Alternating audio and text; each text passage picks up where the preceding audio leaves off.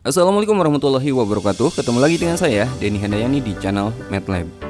Pada video ini, saya akan membahas soal-soal penalaran matematika SNBT tahun 2023. Seperti biasa, sebelum teman-teman lihat video ini, sebaiknya teman-teman download dulu, kerjakan dulu secara mandiri soal-soalnya. Linknya saya sertakan di kolom deskripsi. Nah, setelah teman-teman mencoba, silakan lihat video ini dan bandingkan hasilnya.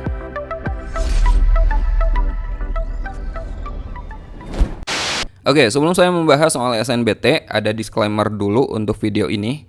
Yang pertama, kami tidak bisa menjamin bahwa soal yang kita bahas di video ini adalah 100% asli soal SNBT tahun 2023. Soal ini saya dapatkan dari teman-teman subscriber juga, terima kasih atas kirimannya. Dan jika teman-teman yang lain punya soal juga, silahkan kirim ke email kita ya. Kemudian yang kedua, seandainya soal ini benar-benar asli soal tahun lalu, seperti kita ketahui, SNBT itu kan berbasis komputer ya. Jadi mungkin soal ini berdasarkan ingatan atau hanya berdasarkan catatan. Jadi ada peluang, bahkan peluangnya cukup besar, ada kekeliruan pada soal. Kemudian yang ketiga, kami tidak bisa menjamin tingkat kesukaran pada soal ini, bahkan karakter soal ini akan sama dengan soal di SNBT tahun ini, tahun 2024. Jadi pastikan teman-teman jangan hanya belajar di video ini. Silahkan pelajari soal sebanyak mungkin, soal-soal tahun lalu, atau soal-soal dari lembaga bimbingan belajar manapun. Jadi mungkin ada teman-teman yang berpendapat kok soalnya terlalu mudah, tidak sesulit yang kita pelajari di bimbel misalnya. Teman-teman belajar dengan soal tingkat kesukaran yang lebih sulit dari soal sebenarnya, justru itu lebih bagus teman-teman. Kemudian yang keempat, pembahasan pada video ini belum tentu benar. Ini hanya pendapat saya pribadi. Jadi jika teman-teman punya pendapat sendiri, mungkin pendapat teman-teman justru yang benar. Jadi silahkan gunakan kolom komentar sebagai ruang diskusi. Kita diskusikan. Selamat belajar. Oke, sekarang kita jawab soal nomor 1. Perhatikan teks berikut untuk menjawab soal nomor 1 sampai 4. Pengelola suatu gedung serbaguna bekerja sama dengan 3 perusahaan rekanan jasa kebersihan. Jadwal dan jumlah tenaga kebersihan yang bertugas adalah sebagai berikut. Ada 3 perusahaan jasa kebersihan ya, A, B, dan C. Jadwal perusahaan A itu 2 hari sekali dengan jumlah tenaga kebersihannya 20 orang. Perusahaan B 4 hari sekali dengan jumlah tenaga kebersihan 30. Dan perusahaan C 5 hari sekali dengan jumlah tenaga kebersihan 50. Pengelola gedung itu harus memastikan bahwa akan tersedia 100 tenaga kebersihan pada acara 31 Juli 2023. Diketahui bahwa upah tiap tenaga kebersihan per hari kerja adalah Rp100.000. Pertanyaan nomor 1, dengan penjadwalan tersebut, perusahaan jasa kebersihan yang akan bertugas pada tanggal 1 Juli 2023 adalah... Nah, teman-teman perhatikan bahwa perusahaan A itu kan bekerja 2 hari sekali, B itu 4 hari sekali, dan C itu 5 hari sekali. Kemudian pada tanggal 31 Juli itu harus tersedia 100 tenaga kebersihan. 100 tenaga kebersihan berarti kan total semuanya, ya enggak? 20 tambah 30 tambah 50 ini jumlahnya 100. Artinya pada tanggal 31 Juli perusahaan kebersihan A, B, dan C harus bekerja bersama-sama. Ya, 31 Juli itu bekerja bersama-sama. Nah, sebelum 31 Juli bekerja bersama-samanya tanggal berapa? Nah, teman-teman lihat KPK dari ini, dari 245. KPK dari 245 berapa? Cari bilangan terkecil yang bisa membagi 2, 4, dan 5. KPK dari 2, 4, dan 5 itu adalah 20. Ya enggak? 20 itu bisa membagi 2, bisa membagi 4, dan bisa membagi 5. Oke, kita udah dapat KPK-nya. Nah, mereka kan bekerja bersama-sama tanggal 31 Juli kan? Nah, sebelum tanggal 31 Juli, mereka bekerja bersama tanggal berapa? Tanggal 31 mereka bekerja bersama-sama. Sebelumnya, ya tinggal kurangi 20. 31 dikurangi 20, tanggal 11. Jadi tanggal 11 mereka ketiga perusahaan juga bekerja bersama. Nah, sekarang kita akan mencari perusahaan yang bekerja di tanggal 1 ya. Kita udah tahu tanggal 11 ini ketiga perusahaan bekerja bersama-sama. Kita hitung mundur aja. Misal untuk perusahaan A, tanggal 11 dia bekerja. Nah, dia akan bekerja 2 hari sekali. Berarti sebelumnya itu ya kurangi 2. Berarti dia bekerja di tanggal dikurangi 2, 9, tanggal 7 kurangi 2 lagi, tanggal 5 kurangi 2, tanggal 3, kemudian tanggal 1. Nah, perusahaan A bekerja di tanggal-tanggal ini. Kemudian perusahaan B Ingat, kita mulai dari 11, mundur. Perusahaan B itu 4 hari sekali dikurangi 4 ya. Berarti tanggal 7, tanggal 3, nggak ada lagi. Oke, berarti dimulai di tanggal 3. Kemudian perusahaan C dari tanggal 11 mundur 5 hari ya. Dikurangi 5, 6 kurangi 5, 1. Nah, teman-teman lihat perusahaan mana yang bekerja di tanggal 1. Dari sini kelihatan perusahaan yang bekerja di tanggal 1 adalah perusahaan A dan perusahaan C. Ada nggak? A dan C. Oke, sekarang kita jawab soal kedua dan kita masih menggunakan informasi yang sama. Nah, pertanyaan kedua, total upah yang harus dibayarkan untuk semua tenaga kebersihan yang bertugas pada bulan Juli 2023 adalah. Nah, kita akan menghitung total upah yang akan dibayarkan, berarti kita harus tahu dalam 1 bulan, dalam bulan Juli, semua perusahaan ini bekerja selama berapa hari, perusahaan A, B, dan C. Nah, tadi perusahaan A dan C itu kan bekerja mulai tanggal 1 kan? Ya enggak? Nah, perusahaan B bekerja dimulai tanggal berapa? Lupa. Oke, kita flashback ke nomor 1. Nah, teman-teman ingat ya, perusahaan A itu bekerja dimulai dari tanggal 1, perusahaan C juga tanggal 1, dan perusahaan B mulai bekerja di tanggal 3. Ingat ini ya, karena akan kita gunakan di soal berikutnya. Oke, jadi perusahaan A itu mulai bekerja dari tanggal 1 dan bekerja 2 hari sekali kan? Berarti 1 tambah 2, 3 tambah 2, 5 tambah 2, dan seterusnya teman-teman. Sampai terakhir bekerja di tanggal berapa? Tanggal 31. Ya. Kemudian perusahaan B mulai bekerja dari tanggal 3 dan bekerja 4 hari sekali. Tambah 4, 7 tambah 4, 11 tambah 4, dan seterusnya sampai yang terakhir di tanggal 31. Kemudian perusahaan C bekerja 5 hari sekali dan dimulai dari tanggal 1, 1 tambah 5, 6 tambah 5, 11, dan terakhir bekerja di tanggal 31 di bulan Juli ya. Nah, teman-teman perhatikan tanggal-tanggal bekerja perusahaan, masing-masing perusahaan itu membentuk suatu barisan aritmetika, ya enggak? Nah, kita akan mencari banyaknya hari dari setiap perusahaan, itu sama aja dengan mencari banyaknya suku barisan aritmetika ini. Kita akan mencari N-nya berapa. N-nya berapa dari perusahaan A, B, dan C. Oke, saya jelaskan sedikit tentang barisan aritmetika cara mudahnya ya. Misalnya ada barisan aritmetika kayak gini, 6, 8, 10, dan seterusnya. Cara mencari UN itu paling gampang pakai rumus ini, BN ditambah C. Oke, mungkin ini di sekolah nggak diajarkan. B itu beda barisan. Ini beda barisannya berapa? 2. Oh, berarti UN dari ini adalah 2N. UN sama dengan 2N ditambah, nyari C-nya gimana? Lihat suku pertama. Ya, dari B biar jadi 6, dari 2 biar jadi 6 ditambah berapa? Ditambah 4. Oh, C-nya berarti 4. Gitu. Contoh lagi, misalnya 7, 11, berapa? 15, dan seterusnya. UN-nya gimana? Ini B-nya berapa? Ini tambah 4 kan? Berarti B-nya itu 4, 4N ditambah C-nya berapa? Lihat suku pertama. 4 biar jadi 7 ditambah 3. Oh, berarti rumus UN-nya ini. Ya.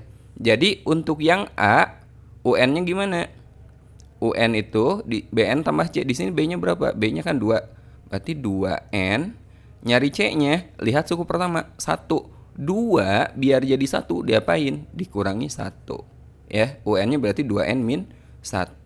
Nah, untuk mencari banyaknya suku, mencari N, teman-teman ganti UN-nya dengan suku terakhir. Ya. Jadi UN-nya ganti dengan 31. 31 sama dengan 2N dikurangi 1. Negatif 1 pindah ruas ke kiri. Jadi 31 tambah 1.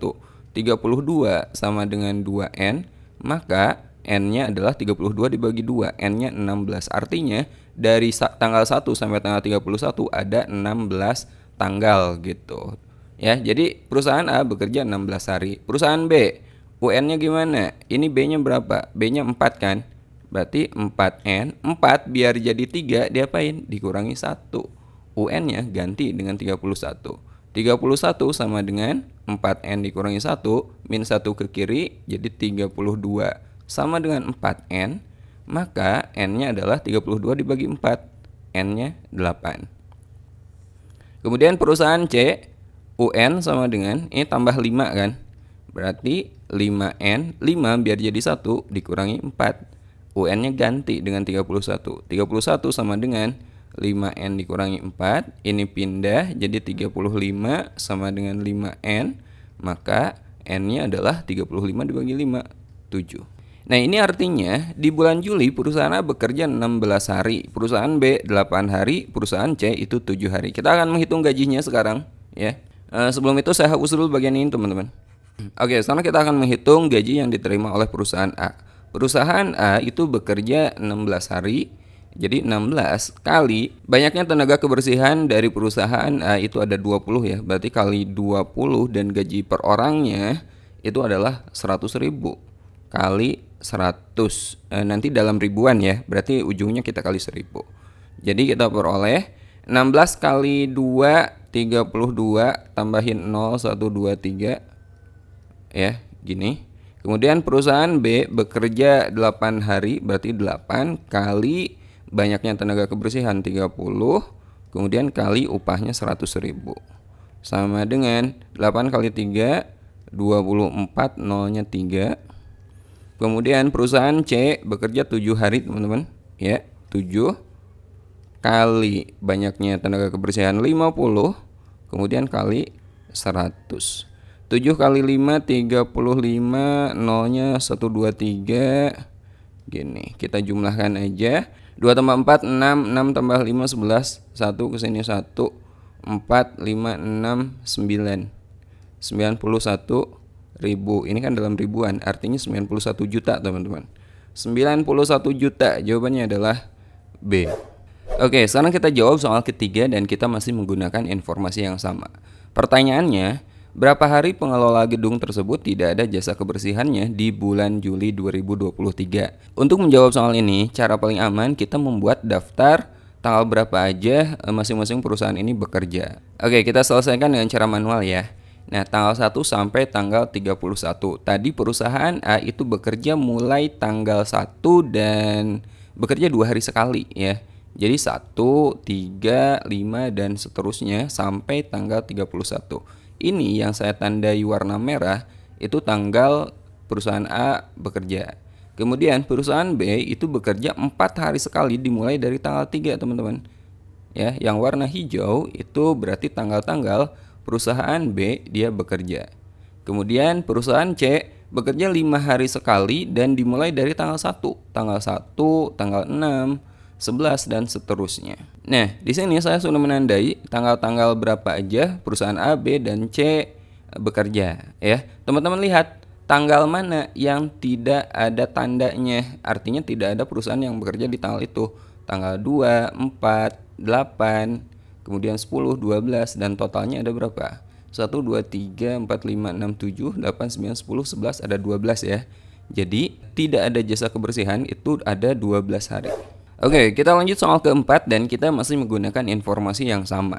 Pertanyaannya, jika perusahaan B mengalami masalah penyediaan tenaga kebersihan sehingga terhitung mulai 15 Agustus 2023, perusahaan itu hanya dapat menyediakan 15 tenaga kebersihan setiap jadwal kebersihan. Untuk bulan Agustus 2023 adalah, nah ini agak rancu bahasanya ya. Mungkin yang ditanyakan total gaji semua pegawai kali ya, seperti soal nomor 2. Oke, kita anggap seperti itu aja. Nah, ini di bulan Agustus ya, di bulan Agustus. Ingat terakhir di bulan Juli itu ketiga perusahaan itu kan bekerja bersama di tanggal 31 kan, 31 Juli. Berarti di bulan Agustus perusahaan A itu mulai bekerja 2 hari setelah tanggal 31. Tanggal berapa? Ya mulainya di tanggal 2 ya. Tanggal 2 kemudian bekerja 2 hari sekali kan. Tanggal 4, 6 dan seterusnya ujungnya di tanggal 30. Kenapa enggak 31? Karena ini genap kan. Pasti berakhir di tanggal 30. Nah, pakai rumus UN. UN-nya di sini B-nya itu 2, teman-teman. Jadi 2N biar jadi 2 ya enggak diapa-apain, enggak ditambah, enggak dikurang. UN sama dengan 2N. UN-nya ganti dengan 30. 30 sama dengan 2N, maka N-nya adalah 30 dibagi 2, 15. Jadi ada 15 hari di bulan Agustus untuk perusahaan A. Perusahaan B, dia 4 hari sekali, terakhir di tanggal 31, berarti mulai bekerja Agustus itu dari tanggal 4 ya. 4, kemudian 4 hari sekali kan. 8, tambah 4 lagi, 12, 16, 20, 24, dan terakhir di 28. Lihat bagian sini. Mulai tanggal 15 Agustus, perusahaan itu hanya dapat menyediakan 15 tenaga kebersihan. Nah, berarti yang 4 hari ini dari mulai tanggal 16 hanya ada 15 orang tenaga kebersihan. Ya. Jadi sebelumnya ini masih lengkap. Ya, 3 hari tanggal 4, 8, dan 12 itu masih lengkap sebanyak 30. Oke. Nah, sekarang untuk perusahaan C, 5 hari sekali dan terakhir di tanggal 31, berarti dimulai dari tanggal 5. 5, 10, 15, 20, 25, dan 30. Ada berapa? 1, 2, 3, 4, 5, 6. N sama dengan 6. Oke, kita hitung gajinya sekarang. Untuk perusahaan A, ada berapa hari bekerjanya? 15 hari, berarti 15 kali banyaknya pegawai itu 20 kali gajinya per pegawai itu 100.000 kali 100.000, atau mau ditulis 100 dulu boleh, di ujungnya nanti tambahin 03 aja gitu. 15 kali 2 30, nolnya ada 6, 30 juta. Nah, sekarang perusahaan B, selama 3 hari pegawainya masih 30, berarti 3 kali 30 ditambah yang 4 hari pegawainya ada 15.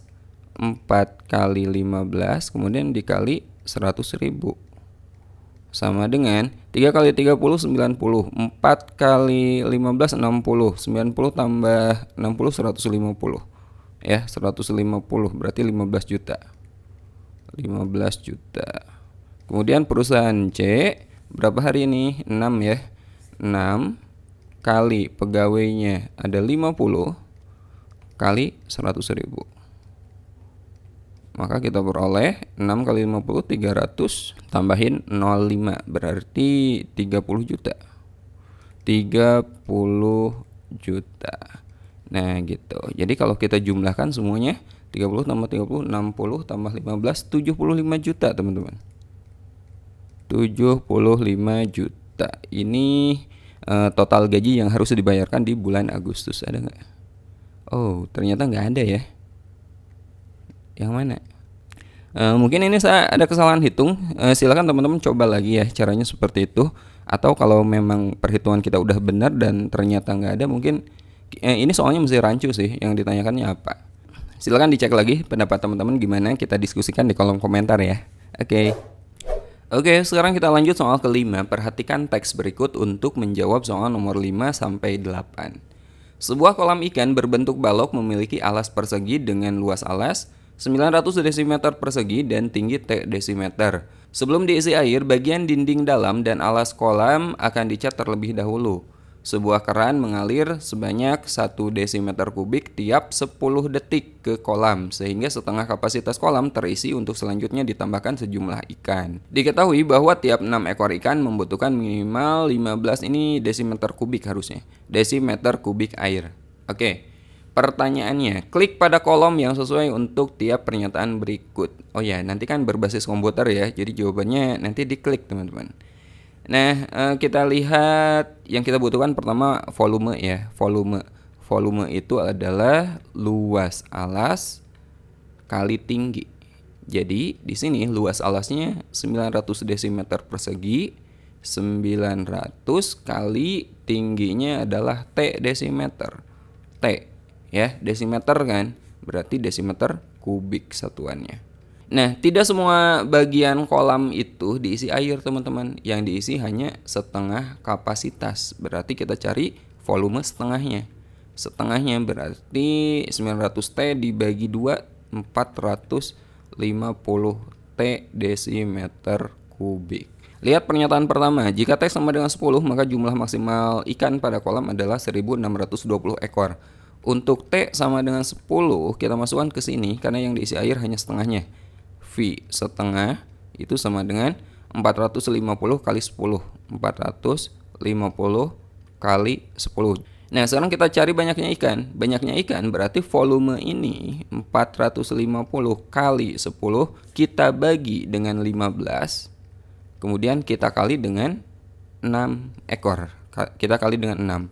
450 dibagi 15, 3 ya. Nah, sekarang kita peroleh ini berarti 30 kali 10, 300 kali 6, 1800. Maksimal ikannya adalah 1800 ekor. Sementara di sini 1620, jadi ini salah.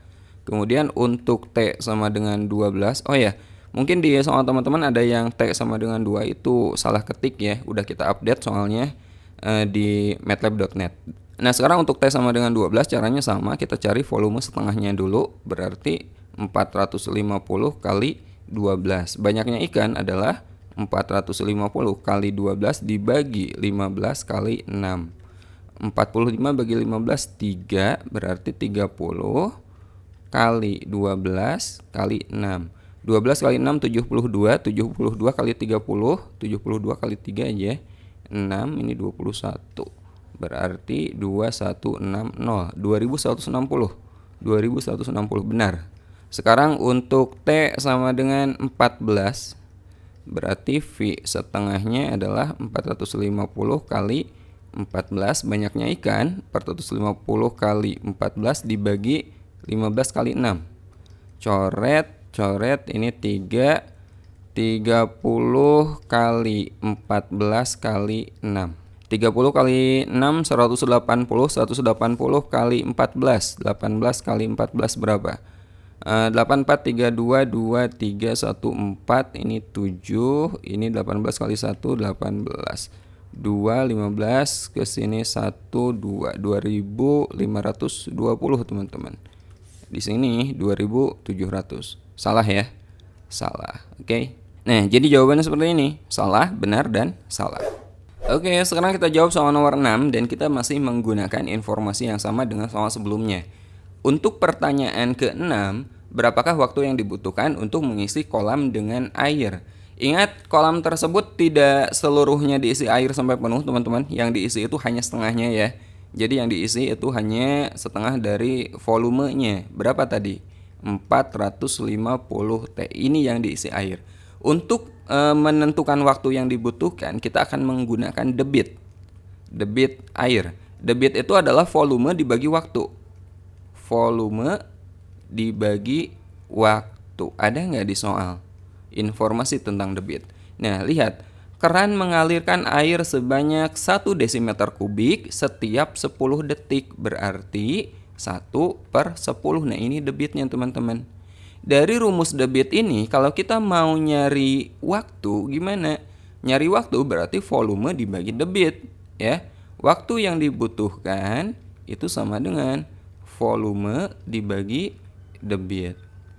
Nah, volumenya, volume kolam yang akan diisi air, berarti yang ini.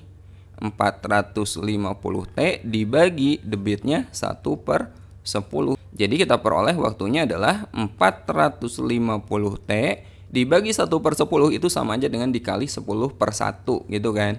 Berarti dikali 10, 4500 T. Jawabannya ini, ada nggak? Jawabannya C. Oke, sekarang kita lanjut pertanyaan ke-7. Jika kolam dapat diisi 3960 ikan, maka minimal nilai T-nya adalah tadi volume kolam yang diisi air itu kan berapa? 450 T. Untuk setiap 15 desimeter kubik itu diisi 6 ekor ikan. Jadi yang 450 T kalau kita bagi 15 lalu dikali 6 kali banyaknya ikan, maka jumlahnya ini teman-teman, 3960. Jadi kita akan mencari nilai T-nya. Nah, ini 450 saya bagi 15 itu 30 kan.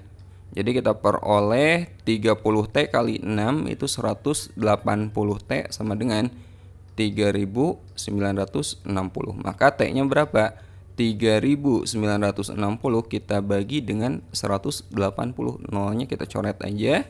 Jadi 396 kita bagi dengan 18 ya. 2 kali 18 36. Ini 36 lagi dibagi 18 2. Oh, ternyata T-nya 22. Nilai minimal dari T adalah 22. Jawabannya adalah D. Oke, sekarang kita lanjut bahas soal ke-8. Diketahui bahwa satu kaleng kecil cat berharga Rp20.000 dan dapat digunakan untuk mengecat daerah seluas 6 meter persegi. Jika T sama dengan 25, harga yang harus dibayarkan untuk membeli cat adalah. Nah, berdasarkan informasi tadi diketahui bahwa yang dicat itu adalah bagian dinding dalam dan alas ya teman-teman. Jadi kalau saya gambarkan, alas dari kolam itu berupa persegi dengan luas 900 desimeter. Nah, bagian alas ini persegi, berarti panjang sisinya ini sama ya. Berapa? Sisinya itu akar dari 900, yaitu 30 desimeter. 30 desimeter ini sama 30 desimeter. Kemudian tingginya itu 25. Tadi T itu satuannya desimeter juga. Jadi ini 25 desimeter. Nah, kolam ini kan memiliki 4 dinding kan. Kemudian alas ini semuanya dicat dan kolam ini tidak ada penutup. Ingat, tanpa tutup. Jadi kita akan mencari luas. Luas itu berarti 4 dinding ditambah alas. 4 kali luas dindingnya ini persegi panjang, berarti panjang kali lebar, yaitu 25 kali 30. Jadi 4 kali 25 kali 30, 4 kali luasnya 25 kali 30 ditambah luas alas. Luas alas itu 900. Ini satuannya desimeter persegi ya.